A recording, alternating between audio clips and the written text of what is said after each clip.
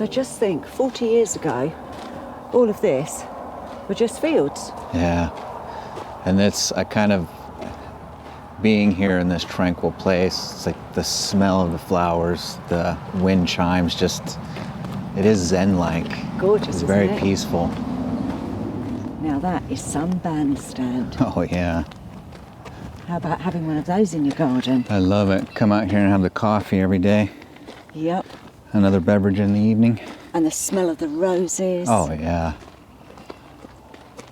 This is my type of place. Absolutely. It is. It's just one of those, you come here, it is so just serene, and you can't help but smile. It's gorgeous.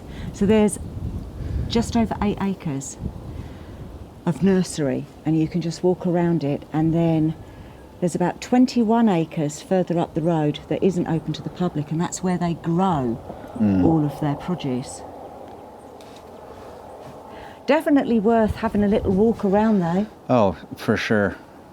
Just get some exercise, nice breeze, the smell of the flowers. Breathe in nature. Yeah. Let's just walk up through the rose arch.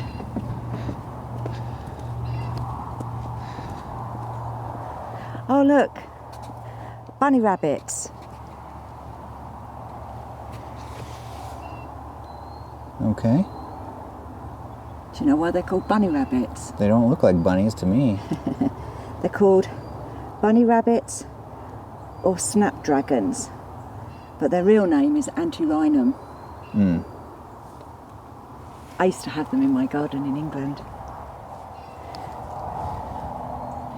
There's different colours. Oh, and they've got pansies.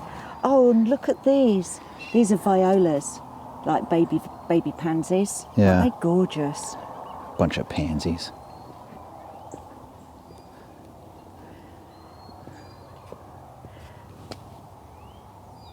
Don't really smell. And the poppies.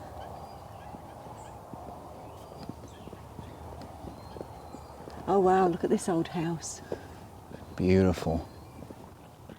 So there's only one original structure which we'll go and take a look at. All the other structures, I think they're old, but Yeah. they've been relocated to the area. Everywhere you look, it's just magnificent. I know, it's amazing, isn't it? Now this is my type of house. Look at this. I love the wraparound porch. Imagine just sitting here, having a cocktail. Now this is called Champley's Green, and it was built around 1900, so relocated to this area. And we can go in. Can we go inside? No. I'm peering. Oh wow! Oh, nice.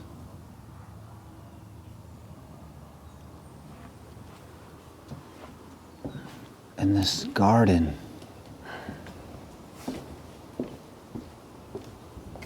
It's gorgeous.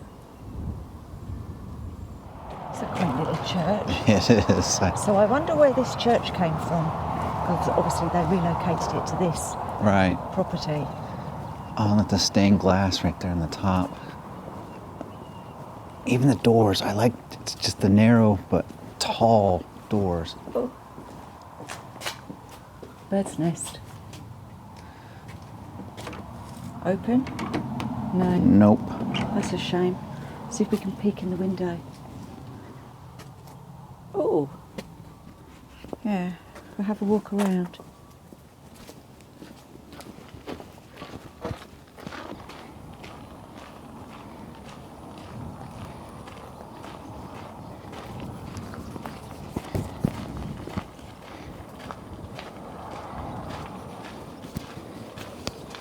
And they've even got a wildflower meadow.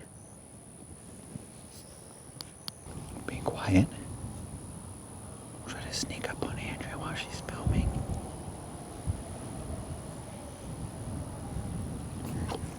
Oh, we've been spotted. So did you know that they still use this church? They do like weddings and ceremonies and things in here?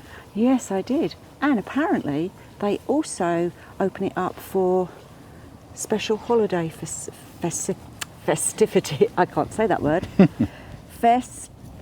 Festivities. That's the word. Yep. Yeah, like Christmas, Easter, things like that.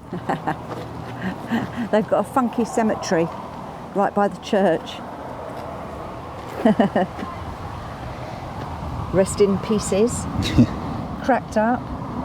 Oh, this must be their planters that have broke recently. That's pretty neat. Busted. Died broke.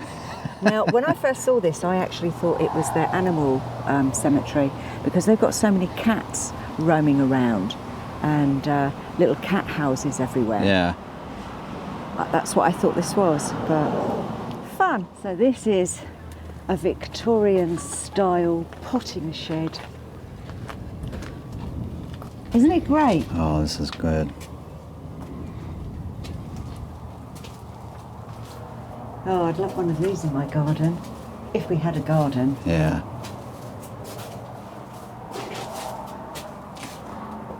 The begonias. Somebody left their cup. Succulents, don't know what succulents. I'm not a great succulent fan, but it's cute. Have you seen this thermometer? So this building is the only original building to the property, and apparently it was in a real state, but they've done it up. What a lovely little cabin, though. Yeah, it was a kitchen. A kitchen? A kitchen. Oh, okay. It's an old kitchen. Up the old stone steps.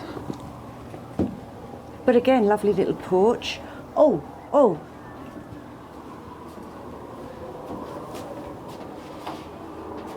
I know somebody that could do with one of these. Mm-hmm. Our friends in South Dakota. You know who you are, Rich and Patty. Yeah. You need one of these. That'll make my life a lot easier when I come and look after the chickens. And I've just noticed. Oh yeah, cellar. We can't get down. No, I can't get down in there. This is... So if this was a kitchen, Off that would limits. be obviously like a cold store, I would imagine. Yeah. And now they just use it as part of a little gift shop. Great, I love these sort of things. Yeah. Just adds so much character to a property. I mean, everything around here, it just is... It is very tastefully done as well. Oh, look at, they've got those huge wind chimes.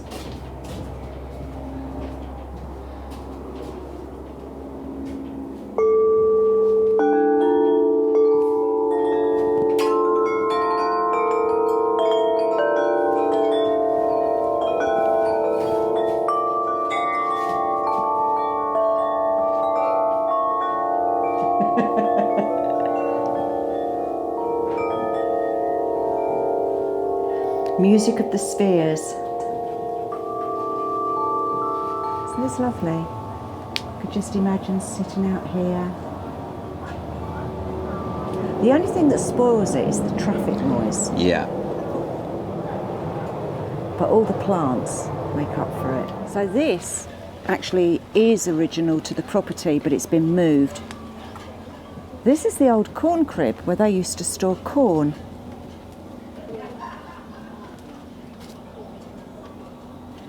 And if you look somewhere, there's actually cutouts or corn imprints in the wood. So I've been told.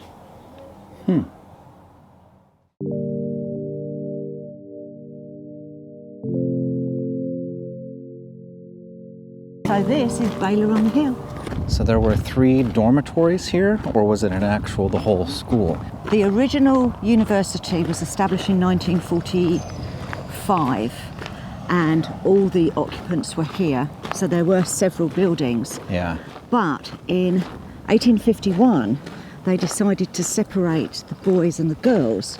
So the boys remained here on Windmill Hill and the girls went across the way to Academy Hill. I think when they do that, it causes more problems. Then the boys are more likely to get into trouble and get hurt to try to sneak around to to get to the girls. There's a funny story about that. There's a little stream, it's not, well, a river stream, and the boys used to call it the River Jordan. And they would have to cross the River Jordan to get to the promised land. So this is now all that remains. Yeah, it's a cute little park. Some picnic tables. And over there, that was the bell tower. Okay. But they knocked the main building down in 1935, which is such a shame.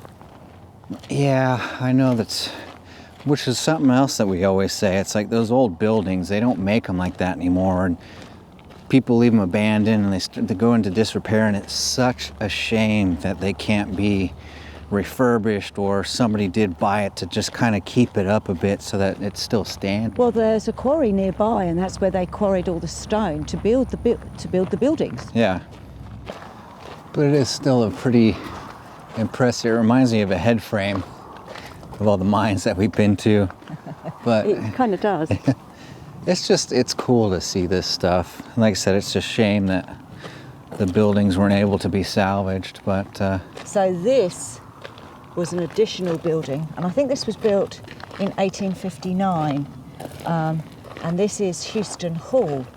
And did you know the walls were 2.5 feet thick? oh wow, That's 30 inches. yeah, that's just cool. I mean, it is neat. You can kind of see where the building, I guess over there where the picnic tables were too. The grass hasn't regrown because that's where the footprints of these buildings were. Still a few stones left in there. Yeah, you can see how wide they are. Yeah. But again, beautiful area. You can see why they chose this spot. And then also, it's funny because seeing the photographs when it was first opened and stuff, and it's horse-drawn carriage with the college students up to the door. It's just incredible. So Judge Robert Baylor, who died in 1873, was originally buried here on the site of the campus. And this was his grave. Now I say was because sometime between 1917 and the early 1920s, his remains were removed and are now in another garden in, oh good grief, Baylor College, which is in Belton. This is the college well. It's hand dug and 48 foot deep. But nobody knows when it was built or who built it. And the first reference to it, I believe, was in 1857? 1856. A mystery.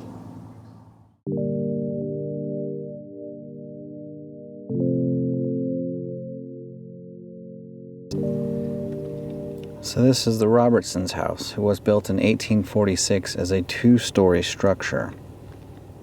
It was extensively restored in 2004, which is now obviously a private residence. And who lived in it originally?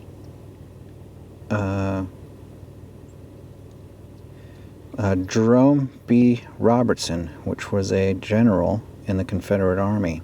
He also served as a commander of the famous Hoods Brigade. This is called the Adobe House, and it is actually now the Visitor Centre. But did you know that when they were renovating in 2008-2009, they had thought that it was the only adobe structure in the whole place, but found that it wasn't. It was made of fieldstone with a stucco finish. True story. This was Senator Sam Houston's house. It's now listed on the historic places, and he lived here with his family. And they did actually move away. I believe in 1859 they went to Houston and then on to Huntsville. But when he passed away, his widow, Margaret, returned here to Independence. And it's built, they believe, around mid-1850s. So there you have it. This is what's left of the town square. And it's starting to rain. Now, did you know that Independence wasn't always called Independence? No? It used to be called Coles. Coles? Coles. Yeah. And then when the state of Texas declared independence in 1836, that's when the town changed its name to Independence. Nice. Apparently.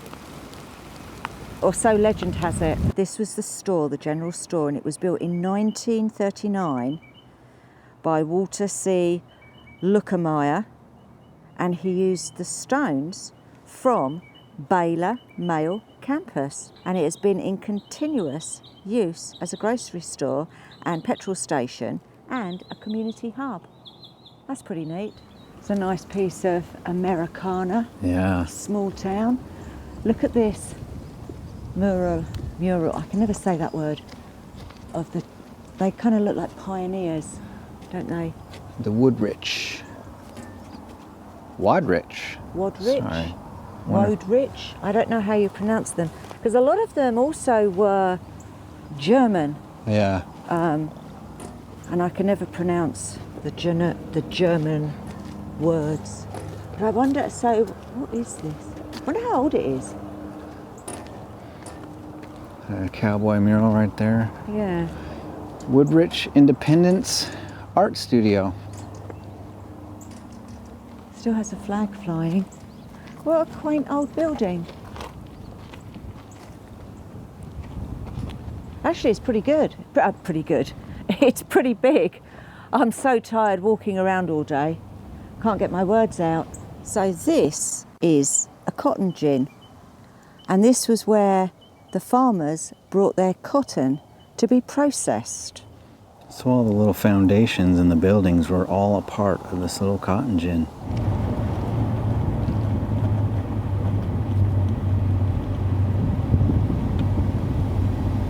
So that plantation house was built before the Civil War and is the best preserved plantation house of its era in the whole of Texas.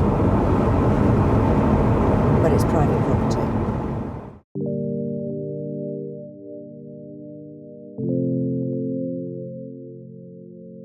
This has actually, I think, been moved here from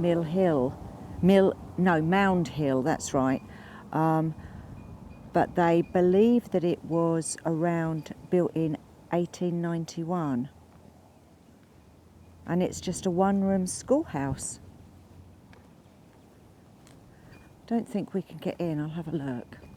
Oh, there you go, the Old Gay Hills School, it says on the sign.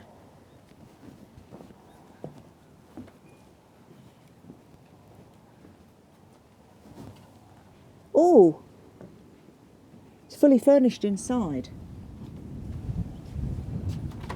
Oh, we can get in, bonus. Oh, how cool is this? Mm. I'll leave the door open for the light. And look at their iPads. Yeah.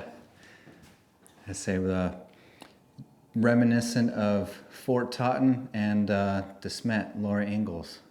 Definitely Laura Ingalls, yeah. See now, I wonder what year books started coming in, notepads. Because I don't know that. We've got a nice little stove in the middle of the room. And if you sat here, you'd be toasty. Yeah. I think maybe a little bit too hot, actually. I think it's funny how the desks can't be moved. You know, like the seat is part of the table or the desk. And where was it? Where we went to, and the little kid had to write 100 times, "I will not dip Becky's braid into our inkwell." Fort Totten. That was Fort Totten, yeah. Yeah. See, now, the desks, I remember having old desks like this, but only probably because our school was too cheap to get any new ones. And I remember the inkwells. All of our desks had inkwells. We never used them, obviously. We were using biros. Although, saying that, I did used to write with an ink because I liked the way it looked, kind of like calligraphy style. Yeah, I had a calligraphy pen growing up, but... And our desks at school, you've just got the little shelf. Yeah. Can you remember the desks that we had? You lifted up yeah. and you had your school books inside and down, and then we'd be sitting there. And can you remember when you had somebody next to you and you were writing, you'd be like that to stop them copying on the test so that you didn't get in trouble. Yeah, stop them copying you. Or you had that one kid that was just like, stop looking at my paper. And you're like, shut up, shut up. I don't know, I never looked at other people's papers. That's probably why I didn't get good grades. Yep, I was the one probably always looking at your paper.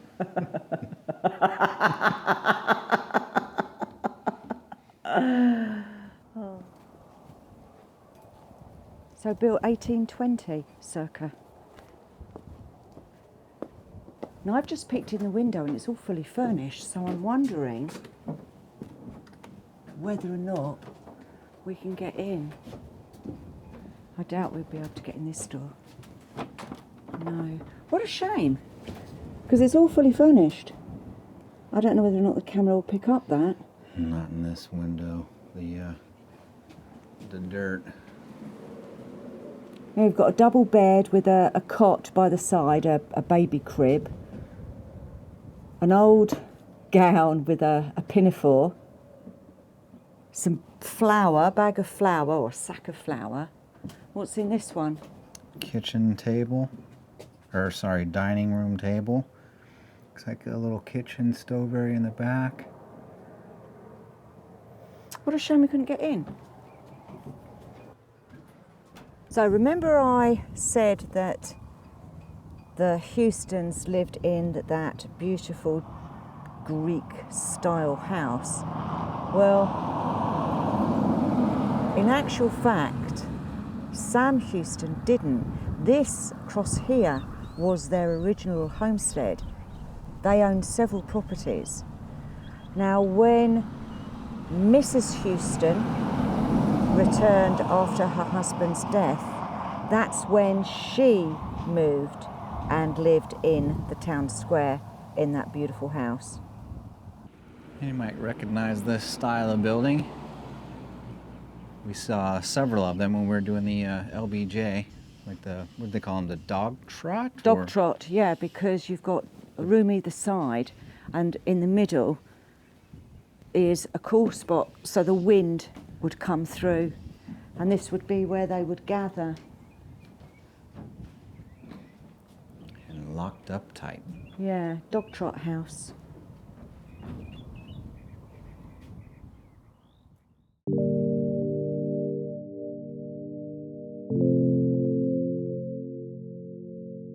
This was the original site of Baylor University. Yeah. And originally it had 24 students when it first opened. So, all right, 24 students. Then they separated to the men's and women's. So And- the women stayed here and the men went over to the park we were at earlier. That's correct, yeah, I got that the wrong way round. So Okay. yes, this was the original site, and then the boys moved over. Ooh. Right overhead. Wow. And the wind is picking up, so we might have to hurry this along. But what an impressive mood now in the air. But also here the original site I know, of and the it's famous Baylor College. Baylor University, yeah. Or university, excuse me. And again, mainly because of the railroad didn't come into town, that was one of the main reasons why it ended up moving to Waco. Right. And then The boys moved to Waco and the girls moved to Benton, I think. Benton, Missouri? No, Benton, Texas? Benton, Texas. If I'm wrong, I'll put it the correct down below. And this is what it originally looked like. See, that's the entrance, so you would walk in, walk through the entrance, and these are the columns that are still remaining. And then all of this to the right, none of this obviously remains anymore.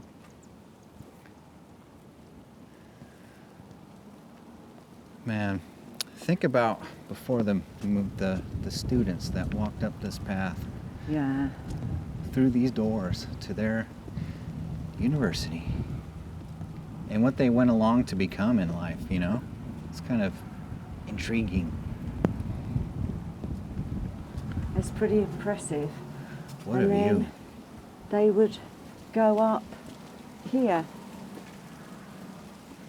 Sorry, Now- I'm late, teacher. There's a rainstorm up front. I believe at some point you can actually see the windmill where the boys' dorm was.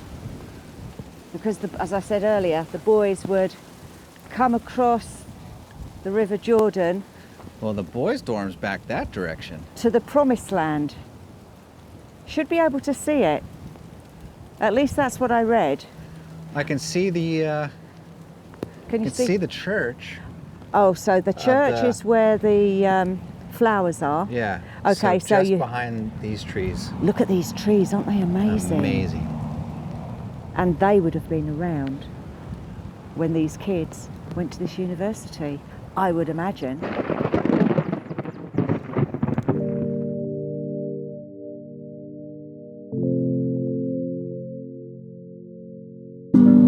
Well, they say everything's bigger in Texas. That's the biggest wind chime I've ever seen.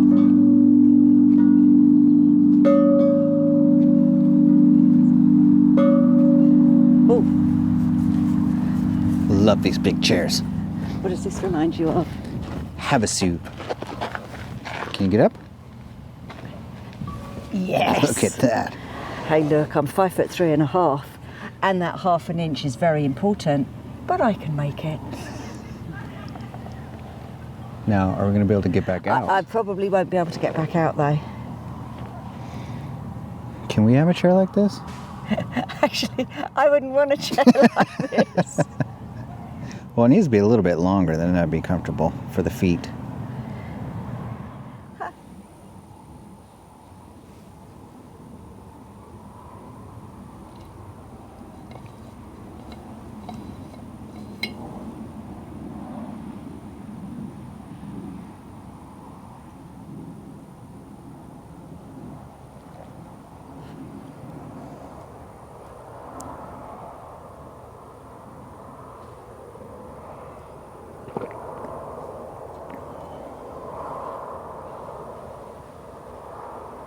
This would be my happy spot.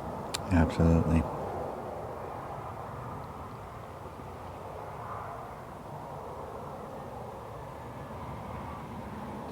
Sit out here, read a book. Just watch the time go by. Have cucumber and salad cream sandwiches. Now I'm getting hungry. And I want to move here. I know it's funny, we kind of say that in every state that we go to. It's like we fall in love with the state, but like I said, in driving along, there's so many aspects of different places driving through Texas that we've come to, and it is just a very homey feeling kind of area. Like I said, the people make all the difference in the world, and that's everywhere we've been. The people have been incredible, and it's just so lovely. Hello, sweetheart. Do you keep all the mice at bay? I think Stevie wants a tickle, really.